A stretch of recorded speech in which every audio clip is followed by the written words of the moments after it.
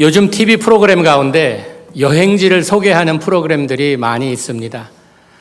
보게 되면 그 휴양지나 여행 갈 곳에 대한 풍경, 풍습, 풍성한 음식들을 잘 소개해주고 있습니다. 재미있습니다. 참 흥미롭습니다. 그런데 그것을 봤다고 해서 내가 이제 더 이상 그것을 가지 않겠다고 맘먹는 사람은 없습니다. 아니, 더 알게 되면 그것에 대한 호기심만 더 강해지고 더 가고 싶어집니다. 내가 직접 가서 보고 체험하는 것이 얼마나 소중한 것인지 우리가 알기 때문입니다. 신앙생활 하면서도 하나님에 대해서 우리가 많이 알고 있습니다. 성경 공부를 통해서 설교 말씀을 통해서 우리가 하나님은 어떠한 분이신지 아는 것이 많습니다. 그런데 우리가 듣고 아는 것과 체험하는 것과는 천지 차이입니다. 이 차원이 틀립니다. 우리가 하나님을 체험하지 않고는, 경험하지 않고는 하나의 지식으로, 내가 아는 것으로 끝날 수밖에 없습니다. 하나님의 능력이 나의 삶을 통해서 발휘되기 위해선 하나님을 경험해야만 합니다. 하나님을 체험해야만 한다는 것입니다. 성경에 보면 안다는 단어가 두 단어로 표현되어 있습니다. 지식으로 아는 것은 오이도라고 이야기합니다. 배워서 아는 상식입니다. 그런 거 하면 기노스코라는 말이 있습니다. 이 말은 내가 체험하여서, 경험하여서 알게 된다는 말입니다. 제 아내는 만리장성에 대해서 알고 있습니다. 사진도 봤습니다. 어떻게 지어졌는지 역사적으로 그 배경도 알고 있습니다. 저도 그 사실을 알고 있지만 제 아내와 저의 차이는 어디에 있는가? 저는 가봤습니다. 올라가 봤고요. 돌도 만져봤고요. 얼마나 가파른지 또 그곳에서 증명사진까지 찍어왔습니다. 만리장성을 이야기할 때 제 아내가 이야기하는 만리장성과 제가 이야기하는 만리장성은 차원이 틀립니다. 저는 목격자입니다. 보고 왔습니다. 우리 신앙생활 하는 데 있어서도 하나님에 대해서 우리가 이야기할 때에 내가 지식으로만 아는 하나님을 이야기한다고 하면요, 사람들이 관심을 별로 갖지 않습니다. 그러나 내가 체험한 하나님, 경험한 하나님, 능력의 하나님, 멋진 하나님을 내가 나의 간증으로 이야기할 때에는 그곳에 감동이 있고 그곳에 마음의 움직임이 있다는 것입니다. 정보로 아는 것은요, 사람과 사람 사이에 아는 그런 관계 가운데서는 내가 그냥 오이도 내 지식으로 아는 바는 무엇이 한 가지가 빠지게 되는데, 이 인간과 인간 사이에 아는 그런 사이에서 지식으로만 아는 그런 데는 관계가 없습니다. 그냥 안다는 것뿐이지. 제가 오바마 대통령에 대해서 좀 압니다. 그러나 우리는 관계가 없습니다. 왜? 서로 앉아 체험한 것이 없기 때문에, 서로 경험한 것이 없기 때문에. 그러나 나의 가족들은 내가 압니다. 생년월일도 알고 압니다. 그러나 우리 가운데는 무엇이 있습니까? 관계가 이루어져 있습니다. 왜? 우리는 같이 인생을 체험했기 때문에, 함께 경험하며 살아가기 때문에 그 가운데 관계가 이루어졌다는 것입니다. 하나님과 우리의 관계에 있어서도요, 내가 지식으로 아는 이 하나님, 함께 나와 체험하며 경험하며 살지 않는다 하면 우리는 하나님과 깊은 관계를 맺을 수 없다는 것입니다. 오늘 본문 말씀에 우리와 하나님과의 관계가 어떤 관계가 되어야 하며 어떻게 해야 하나님을 경험하며 체험할 수 있을지를 잘 가르쳐주고 있습니다. 예수님께서 자기 자신을 포도나무에 비유하시면서 나는 포도나무요 너희는 가지니 저가 내 안에 내가 저 안에 있으면 사람이 과실을 맺는다고 이야기합니다. 여기 보니까 우리의 위치를 이야기해 줍니다. 어디에 우리가 있어야 하는지, 하나님과 우리의 관계에 있어서 이런 오이도 지식으로만 아는 관계가 아니라 주님 안에 있어야 한대요. 주님 변두리에 있는 것이 아닙니다. 주님 그냥 주위에서 맴도는 사람이 아닙니다. 가까이서 따라가는 사람이 아니에요. 거리를 두고 이렇게 생활하는 사람이 관계가 아니라는 것입니다. 우리가 주님 안에 거해야 된대요. 그리스도 안에 있으면 새로운 피조물이 된대요. 이전 것이 지나가고 새 것이 오려면 그리스도 안에 임해야 된다는 것입니다. 여러분, 우리는요, 우리가 있을 곳은 주님 안에 있어야 된다는 것입니다. 요즘 세상 말로 말하면 예수님께 푹 빠져 있어야 된다는 것입니다. 내가 그리스도 안에 있는지 없는지 점검하는 방법은 요즘 나의 삶 가운데 하나님의 역사가 일어나고 있는가 없는가, 내가 이것을 알고 있는가 모르고 있는가, 나의 입술을 통해서 이것이 간증이 되는가 안 되는가를 보면 알 수 있습니다. 하나님께서 나를 도우시고 역사하셨구나 라는 이 말이 나의 입에서 언제 있었습니까? 기억도 안 난다 하면 나는 주님 안에 거하지 못하고 있다는 것입니다. 하나님께서는 우리를 어떻게 사랑하시고 아끼시고 우리를 보호하시는가? 주님은 졸지도 아니하시고 주무시지도 아니하시고 참으로 눈동자와 같이 우리가 어떤 길을 걸을지라도 주님의 지팡이와 막대기가 우리를 보호하며 안위하시는 그런 하나님이십니다. 이런 하나님께서 우리에게 주시는 혜택을 누리며 살아야지, 그래야지 우리는 천국의 삶을 누릴 수 있다는 것입니다. 하나님께서는 대충 처리하시는 분이 아니십니다. 세밀하시고 정확하신 하나님이십니다. 마태복음 10장 29절 30절에 보니까 참새 2마리가 한 아사리온을 팔리는 것이 아니냐, 그러나 너희 아버지께서 허락지 아니하시면 그 하나라도 땅에 떨어지지 아니하리라. 참새들의 인생도 하나님께서 돌보신다고 말씀하십니다. 그러면서 너희에게는 머리털까지 다 세신 바 되었나니. 여러분 자신이 머리털 몇 개 남았는지 아십니까? 아마 싹 미신 분은 난 하나도 없다는 거 아시겠죠? 그러나 내가 지금 남아있는 것이 몇 개나 되는지 아십니까? 하나님께서는요, 탈모로 고통당하시는 분들, 걱정하시는 분들 걱정 마세요. 하나님께서 세고 계세요. 오늘 몇 개 빠지고 몇 개 남아있는지 하나님께서 알고 계시다는 것입니다. 그만큼 세밀하시고 우리에 대한 관심이 크시다는 것입니다. 아이를 키울 때 이가 나기 시작하면요, 이를 셉니다. 우리 아이 이 2개 낳았다고, 3개 낳았다고.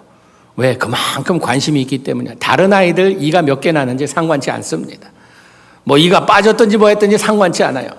그러나 내 자식은 이가 몇 개 났는지, 이가 지금 썩었는지, 어떤 상태에 있는지 큰 관심을 가지고 있습니다. 왜? 사랑하는 존재이기 때문입니다.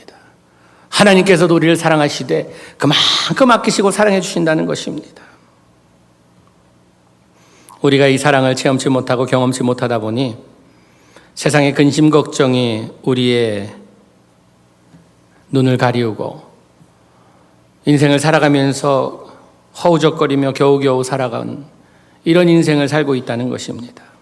하나님께서는 우리를 오늘도 초대하십니다. 그런 삶 살지 말아라. 더 나은 삶이 있는데, 좋은 삶이 있는데 왜 그렇게 사냐 하시면서 우리에게 열매 맺는 삶을 말씀하십니다. 여러분, 열매 맺는 삶이란 어떤 삶입니까? 열매란 농부에게 있어서 최고의 기쁨의 시간, 보람의 시간입니다. 농부의 어떠한 고생도, 어떠한 어려움도 추수 때에 열매만 거둘 수 있다면 그 모든 것을 감안하며 견디며 인내하며 살아가는 것이 농부의 인생입니다. 열매를 맺는다는 것은 보람과 기쁨을 의미합니다. 우리 주님의 자녀들 삶 가운데서 열매 맺는 삶을 이야기한다는 것은 우리에게서 그만한 기쁨과 보람이 주어진다는 것입니다. 하나님께서는 오늘도 우리 가운데 역사하시는데, 우리는 하나님의 역사를 체험하며 경험하는 사람들과 그렇지 못한 사람들의 차이는 어디에 있는가? 안목에 있습니다. 하나님께서 일하시는데 우리가 너무 세상 것에 집착하다 보니 하나님께서 하신 일도 하나님이 하신 일인 줄 모르고 살아가는 이런 사람들이 많다는 것입니다. 우리 믿는 사람들에게는 우연이란 없습니다. 우리 믿는 사람들에게 있어서는 다 목적이 있고 뜻이 있는 일들입니다.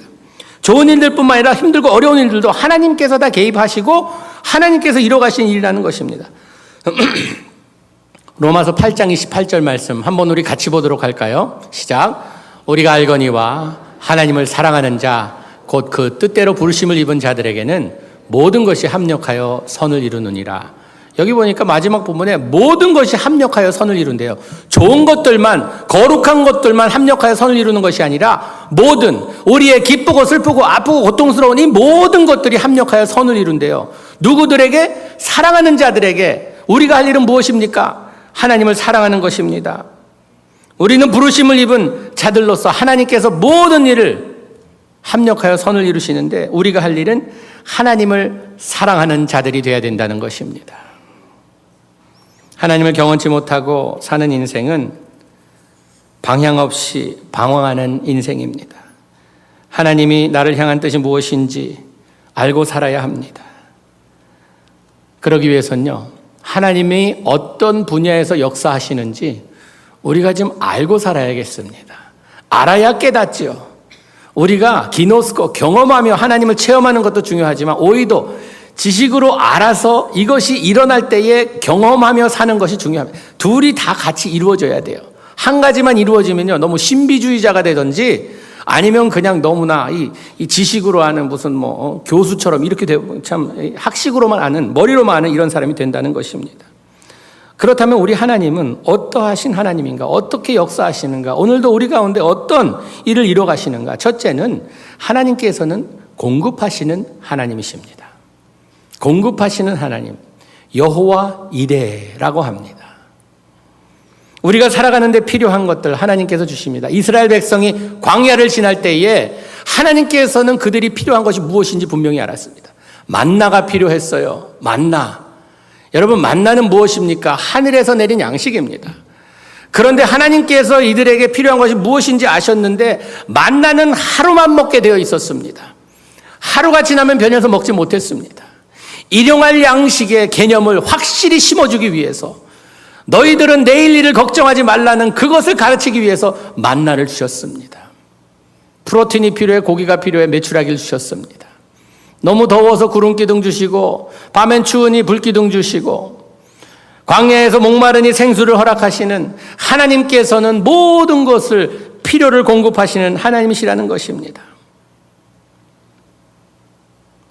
아브라함에게 하나님께서 외아들 이삭을 제물로 바치라고 하십니다.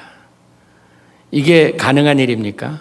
만약에 우리에게 하나님께서 외아들이 아니라 집에 있는 내가 사랑하는 강아지를 그냥 드리라 해도 하나님께 항의할 우리들의 모습입니다.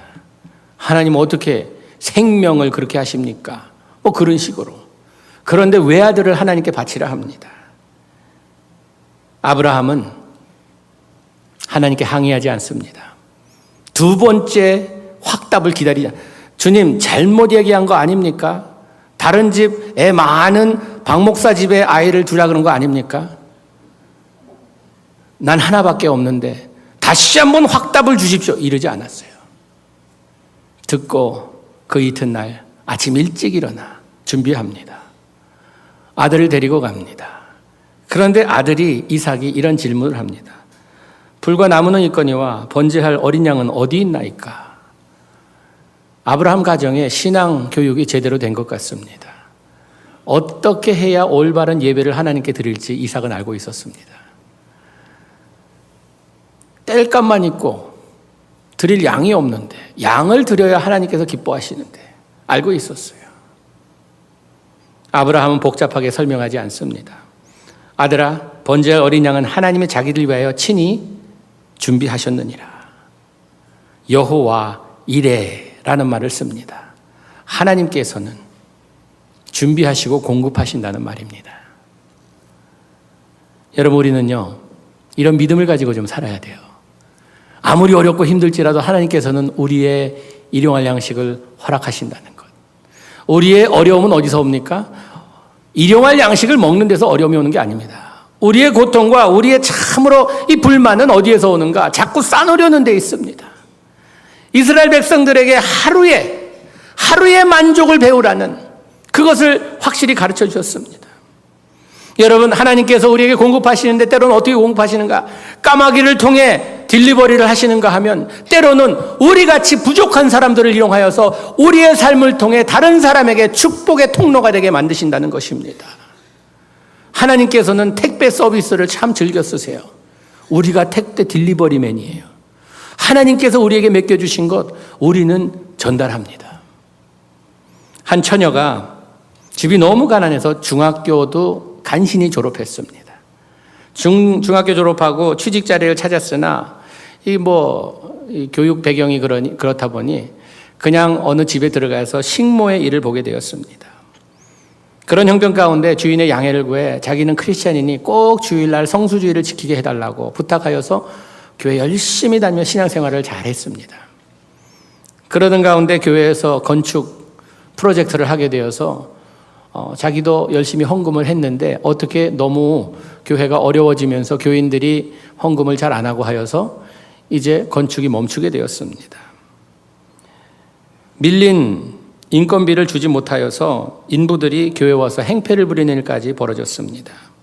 이 말을 들은 처녀는 5년간 식모살이 하면서 먹지 않고 입지 않고 열심히 저축했던 통장을 가지고 교회로 왔습니다. 그리고 이것을 어려운 데 쓰라고 헌금하고자 했습니다. 그때 목사님께서는 자매님, 참 마음은 고마운데 제가 너무나 미안하고 죄송해서 이걸 헌금으로 받아야 되는지 모르겠습니다 라고 이야기했습니다. 그러자 아닙니다. 주신 이도 주님이시고 주님 것인데 저는 한 푼 없어도 하나님께서 나의 삶을 인도해 주시리라 믿습니다. 목사님은 마음이 아팠습니다. 함께 손잡고 눈물 흘리며 기도했습니다. 이 이야기가 성도들에게 전해졌습니다. 성도들이 감동을 받고 회개하고 다시 한번 열심히 헌신하여 교회 건축을 마칠 수 있게 되었습니다. 한 식모의 헌신이, 한 식모의 축복의 통로의 삶이 교회를 살리고 하나님 나라를 확장시키고 하나님의 이름을 영광되이 했다는 것입니다. 이 식모는 어떻게 됐는가? 교인 중에 큰 회사 사장인 장로님 한 분이 계셨습니다. 이 이야기를 듣고 이 자매는 다른 아무것도 필요 없다. 그녀의 마음과 신앙이 나를 움직였다 하여서 며느리 삼고자 하여 자기 아들과 결혼시켜 큰 재벌 장로님의 며느리가 됐다는 것입니다. 여러분, 우리는 하나님께서 우리의 삶을 통해 역사하시는데 내가 넉넉하고 남기 때문에 하나님의 축복의 통로가 되는 것이 아니라 나도 힘들고 어려울지라도 나보다 더 힘들고 어려운 자들에게 하나님의 사랑이 되며 하나님의 손이 되며 하나님의 마음이 되는 이런 삶을 살 수 있다면 우리는 축복의 삶을 누리고 있다는 것입니다. 두 번째로 우리 하나님은 치유의 하나님이십니다. 치유의 하나님을 여호와 라파라고 부릅니다. 우리는 육적으로 정신적으로 영적으로 고통을 받을 때가 있습니다. 그럴 때에 우리는 우리의 힘으로 우리의 능력으로 싸워 이기려고 해봅니다. 그러나 주님께서는 나에게 맡기라고 합니다. 왜냐? 주님의 전문이 바로 그거입니다. 시편 147편 3절 말씀에 상심한 자를 고치시며 저의 상처를 싸매시는도다. 하나님께서는 고치시고 싸매시는 분이십니다. 우리가 어려울 때 하나님께 간구하죠. 주님, 나를 좀 고쳐주세요. 나를 좀 회복시켜주세요. 그런데 때로는 우리의 희망사항대로 안 될 때가 있습니다. 그럴 때 우리는 어떻게 반응합니까? 하나님, 내 기도를 듣지 않으셨습니까? 왜 하나님께서 나의 기도를 이루어주지 않으십니까? 여러분, 하나님의 응답은 우리의 간구보다 더 위대하다는 것을 기억해야 합니다. 때로는 우리가 요구하는 것들이 하나님께서 우리가 요구하는데도 그대로 다 이루어졌다간요, 큰일 납니다. 나의 이 악하고 더럽고 때로는 무식한 나의 마음으로 이것이 최고라고 생각하는 이것보다는 이렇게 해서 이루어졌다가는 내 인생이 더 힘들어질 것을 알고 하나님께서 더 좋은 길로 응답해 주신다는 것입니다. 미국의 뉴욕 재활병원과 한국 실로암 안과병원 벽에 붙어있는 이 환자의 글이 있습니다. 그 글을 소개하고자 합니다. 큰일을 이루기 위해 힘을 주십사 하나님께 기도했더니 겸손을 배우라고 연약함을 주셨습니다. 많은 일을 하려고 건강을 구했더니 보다 가치 있는 일을 하라고 병을 주셨습니다. 행복해지고 싶어 부유함을 구했더니 지혜로워지라고 가난을 주셨습니다. 세상 사람들의 칭찬을 받고자 성공을 구했더니 뽐내지 말라고 실패를 주셨습니다. 풍요로운 삶을 누릴 수 있도록 모든 것을 달라고 기도했더니 모든 것을 누릴 수 있는 삶 그 자체를 선물로 주셨습니다. 구한 것 하나도 주어지지 않은 줄 알았는데 내 소원 모두 들어주셨습니다. 하나님의 뜻을 따르지 못한 삶이었지만 미처 표현 못한 기도까지 모두 들어주셨습니다. 나는 가장 많은 축복을 받은 사람입니다. 여러분, 감사는 받은 것에서부터 시작되지 않습니다. 현재 은혜를 깨닫는 것이 감사의 출발점입니다. 내가 지금 그 믿는 이 자리에서 감사할 줄 모른다고 하면요, 이것을 은혜로 알지 못한다고 하면 그 무엇이 나에게 주어진다 하여도 감사의 생활을 할 수 없다는 것입니다. 주님, 내가 지금 이 있는 자리가 주님께서 함께하는 이 자리오니 주님의 은혜로 알고 감사합니다 하면은 그 감사 가운데 하나님께서 우리의 삶을 인도하시며 축복하신다는 것입니다. 치유는요, 지금도 이루어지고 있습니다. 하나님께서 나의 병을 고쳐주지 않으신다면 이 병을 극복할 수 있는 믿음을 허락해 주시는 하나님이십니다. 내 마음이 흔들리고 참으로 마음에 상처가 많다고 하면, 이 상처가 아물지 않는다고 하면 상처를 가지고 살아갈 수 있는 능력을 허락해 주시는 하나님이라는 것입니다. 사도 바울도 하나님께 기도합니다. 3번이나 나의 몸에 있는 가시를 제거해 달라고 기도합니다. 그러나 하나님께서 그 기도의 응답에 바울이 원하는 대로 이루어지지 않자 바울의 응답은 무엇입니까? 주님의 은혜면 족하다. 까짓거 하나님께서 가시 가지고 살라면 살겠다. 왜? 이 가시보다 나에게 임한 은혜가 이거면 족하다. 존경하는 고 하영조 목사님, 그 목사님과 한번 대화할 기회가 있었는데 그런 말씀 하시더라고요. 왜 하나님께서 자기에게 이런 참 몹쓸 병을 주셨는가? 이 간암 선정받고 하여튼 20년 넘게 그 투병하셨잖아요. 근데 20년 투병하시면 하나님, 왜 내가 주님의 사역을 하려고 건강을 달라고 하는데 왜 이 암 때문에 참이 내게 이렇습니까? 그런 가운데 하나님께서 성령님을 통해서 응답을 주셨는데 건강했더라면 하나님보다 더 커지려고 했을 거라고. 그래도 간이 이렇게 병이 암이 있다고 그러다 하니까 그만하니까 자기가 제지하고 참 이렇게 겸손한 마음 주님께 매달리며 그랬지, 그렇지 않았다고 하면은 하나님보다 더 앞서갈 그런 성격이어서 하나님께서, 그래서 목사님께서 암 주신 것에 대한 감사의 이야기를 들었습니다. 여러분, 그렇습니다. 우리는 때로는 우리가 원하는 바, 우리가 참으로 희망사항인데 그대로 되지 않는다고 하여서 불평불만에 가득 차 있으며 때로는 하나님을 원망까지 합니다. 여러분, 그럴 필요 없습니다. 왜? 하나님께서는요, 내가 원하는 대로 치유하지 않으셔도 다른 방면에서 치유하시면서 더 우리를 건강케 만드시기 때문이라는 것입니다. 마지막으로 우리 하나님은요, 승리의 하나님이십니다. 승리가 되시는 하나님, 여호와 니시라고 합니다. 여호와 니시. 광야에서 이스라엘 백성들이 많은 침략을 받습니다. 그 중에 아멜렉 군사들이 쳐들어옵니다. 모세가 이제 늙어서 더 이상 싸울 수 없어서 여호수아를 전쟁터에 보냅니다. 모세는 언덕 위에 올라가서 이 전투하는 모습을 보면서 두 손 들고 하나님께 간구하며 기도합니다. 두 손 들어 하나님께 기도할 때에 하나님께서 여호수아를 통하여서 막 밀고 들어가게 합니다. 그런데 힘들어서 팔이 내려오면은 밀립니다. 또 올리면은 밀고 들어갑니다. 왔다 갔다 하다 옆에서 보고 있던 아론과 훌이 모세를 앉히고 팔을 받칩니다. 하나님께 두 손 들어 기도할 수 있도록 완전히 승리할 그 시간까지 손 들고 기도하게 만듭니다. 승리합니다. 아멜렉 군대를 물리칩니다. 그리고 하나님께서 모세를 불러 말씀하십니다. 여호수아와 그 후손들이 이 날을 기억하도록 하라. 하나님께서 역사하신 것을 기억하도록 하라고 이야기합니다. 모세는 그곳에 단을 쌓고 그곳의 이름을 여호와 니시라고 합니다. 하나님께서 승리하셨다라고 합니다. 우리 하나님은요, 승리하시는 하나님이십니다.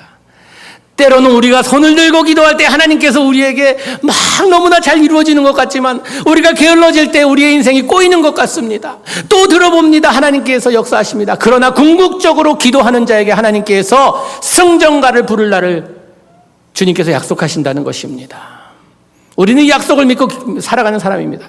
예수님께서 십자가에 달리실 때에 많은 사람들이 예수님의 인생은 끝났다, 저분의 장은 이제 끝이다, 저분의 역사 우리가 기대를 했는데 기대한 미달이구나, 저분은 아니었구나 라는 생각을 했습니다. 그러나 예수님의 골고다의 길은요, 하나의 필요한 과정이었습니다. 부활의 아침이 기다리고 있다는 것을 아무도 모르고 있었어요. 이것이 승리의 하나님의 방법입니다. 우리의 삶이 때로는 어렵고 고통스러운 길이라 할지라도 그 길을 하나님의 뜻으로 받고 걸어갈 때에 부활의 아침은 꼭 온다는 것입니다. 부활을 믿지 못하면요, 우리는 고통의 길에서 살아남을 수 없습니다. 고난의 길에서, 고독한 길에서 우리는 거기에서 좌절하며 꿇어앉을 수밖에 없다는 것입니다. 부활의 아침을 믿기에 그 아침을 바라보며 우리는 달려간다는 것입니다. 여호와 니시, 승리는 주님께 속한 것을 믿기 때문에 우리는 그 믿음을 가지고 살아간다는 것입니다. 하나님께서는 오늘도 우리 가운데 역사하셔서 우리의 모든 필요를 공급하시고 우리의 아픈 곳을 만져주시고 치유하여 주시고 우리의 삶을 승리의 길로 이끌어 주십니다. 여러분, 이 능력을 맛보지 못하며 하나님을 경험하지 못하며 체험하지 못한다면 억울한 일입니다. 손해보는 일이에요. 이왕 우리가 예수 믿는 것, 주님의 은혜로 구원받았다고 하면 이 세상 살아가면서 하나님의 능력을 좀 체험하며 살아야 되지 않겠습니까? 여러분, 오늘도 우리 가운데 오셔서 주님께서는 야, 내 주변에서 맴돌지 말고 내 안에 들어와라. 좀 가까이 있다고 하는데 가까이만 있지 말고 지금 내 안에 푹 빠져봐라. 여러분, 우리가 주 안에 있다는 말이 무엇입니까? 순종하는 삶을 산다는 것입니다. 아브라함이 믿음의 조상이라고 불리우는 이유가 무엇입니까? 그는 하나님의 말씀이면 100% 순종하며 따른 사람입니다. 열매를 맺는 사람은요, 순종의 삶을 사는 사람이라는 것입니다. 여러분, 오늘도 우리를 부르시는 주님의 음성을 들으시기 바랍니다. 시편 145편 18절 말씀에 여호와께서는 자기에게 간구하는 모든 자, 곧 진실하게 간구하는 모든 자에게 가까이 하시느니라. 진실하게 그리스도를 부르는 자에게는 주님께서 다가오신다고 말씀하십니다. 이 아침에도 여러분, 주님을 진실로 찾아보세요. 주님, 나 주님과 함께 하기 원합니다. 아니, 주님 안에 들어가고 주님께서 내 안에 들어오고 우리 남남이 아니라 하나 되기 원합니다. 이 기도를 여러분이 한번 해보시기 바랍니다. 이사야서 55장 6절 말씀에 너희는 여호와를 만날 만한 때에 찾으라. 가까이 계실 때에 그를 부르라 말씀하십니다. 오늘 여러분 곁에 와 계십니다. 주님을 찾으시고 주님과 나와 하나 되는 이 놀라운 역사가 여러분 가운데 또 저 가운데 함께 하기를 주님의 이름으로 축원합니다. 기도하시겠습니다. 우리의 간구보다 주님의 응답은 더 위대하시고 더 아름다운 것을 다시 한번 깨닫고 이 시간 주님께 기도합니다. 하나님을 가까이서 따르는 것보다 주님 안에 거하게 하시고 주님이 내 안에 거하게 하시고 그리하여 열매 맺는 보람과 기쁨이 우리 가운데 함께하게 하여 주시옵소서. 주님의 이름을 부르는 자들에게 가까이 오셔서 함께 하신다는 주님의 말씀 믿고 저희들 간구합니다. 모든 말씀 예수님 이름으로 기도하옵나이다. 아멘.